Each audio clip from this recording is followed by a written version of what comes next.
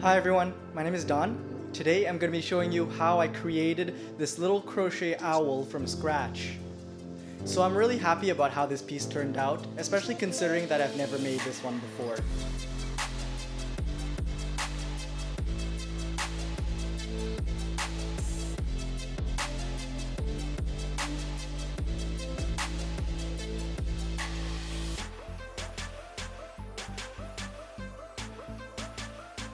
So if you're looking to create a similar doll like this, here's how I did it. So I start off the same way I start usually, so I'm trying to speed this a little bit for you guys. It's really just a magic loop with 6 single crochets inside because I find that it is the best way to start it, it's not too tight. And then the way I count it is that I do 2 single crochets in the same loop. So let's call that a double, not a double crochet, but just a double.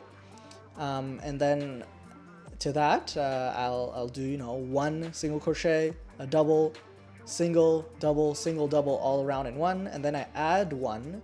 That means that I do 2 single crochets. So I do 1, 1, then 2 in the same, 1, 1, then 2 in the same, and I know that I have to do 6 of those 2 in the same to go all around, and that's why there's that hexagon pattern.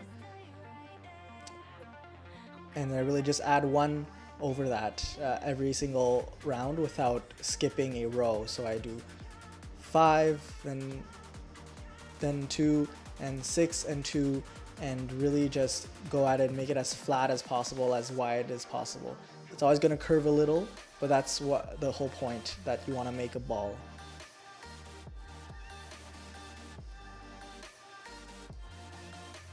And I went ahead already, and then when I found it was good, I think it was about 7 single crochets before a double, and then I went ahead and just built it down and elongated it so that it is past a ball, so it's a bit longer than just doing a ball. And I really, again, just I don't know how many stitches I do or how many rows I do, but I really just estimate how I want it to look. Obviously I wanted to make it look a little bit cute still, so I don't make it too long, but it is a bit longer than normal.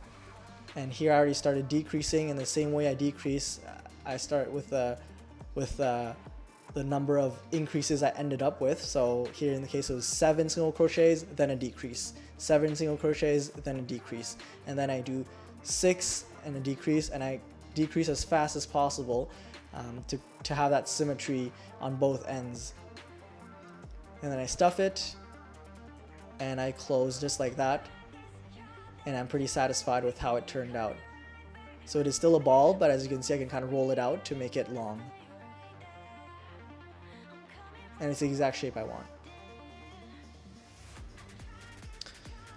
The wings are also pretty easy. To make them sharper and not so much round at the end, I will do a row of single crochets in between each row of increases. So say one of your rows is an increase at start, I'll do a row of just single crochets just to make it small, and then I'll increase it at the next row, and I do that until it hits about 2 single crochets before an increase. 2 single crochets before an increase. So I just put a single row of simple crochets in between each of those, and then when I hit that width that I want, I just single crochet all around until it's the length that I want, and like that it's looking pretty good. And I obviously attach it to the body to see what it looks like, and I'm pretty happy. I go ahead and build an exact same one so that it is the same.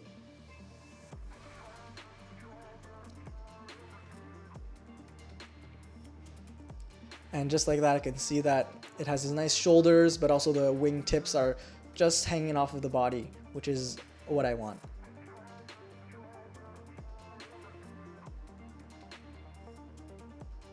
The eyes are so simple that I'm not even gonna go about it, but I just make a little flat surface again with increases. I think I went to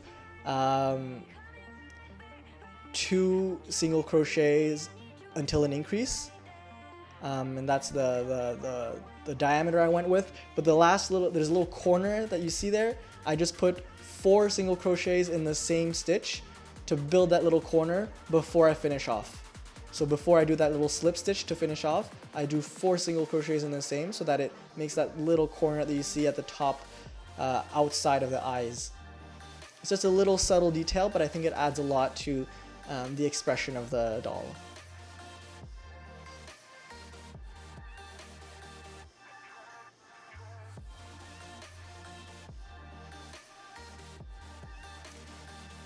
The beak is also really easy.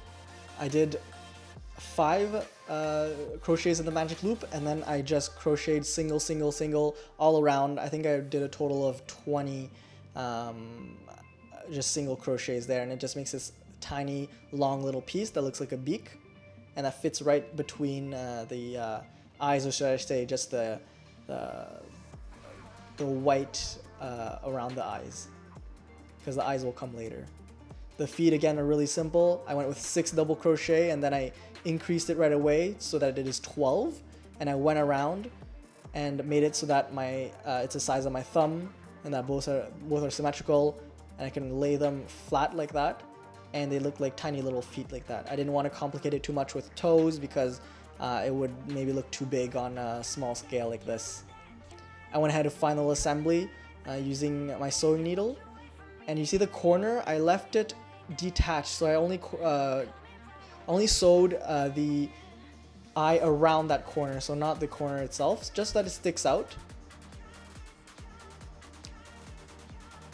and it adds a little something to the eyes. So the beak, I'm putting it right in the center, and as you can see, it's touching the white even. This is by trial and error, kind of positioning them at first. And I saw that this is what works best. And the feet, again, really simple, just stitching the back to it in a position that I liked. I'm really happy how he turned out. And then I put on the eyes. I decided to put the eyes closer to the beak because that looks better. He looked okay with the eyes in the center, but this was definitely his best look. And there you have it. I want to thank you guys so much for watching. If you appreciated this video, please feel free to drop a like and visit my channel. Otherwise, I'll see you guys in the next one. Bye!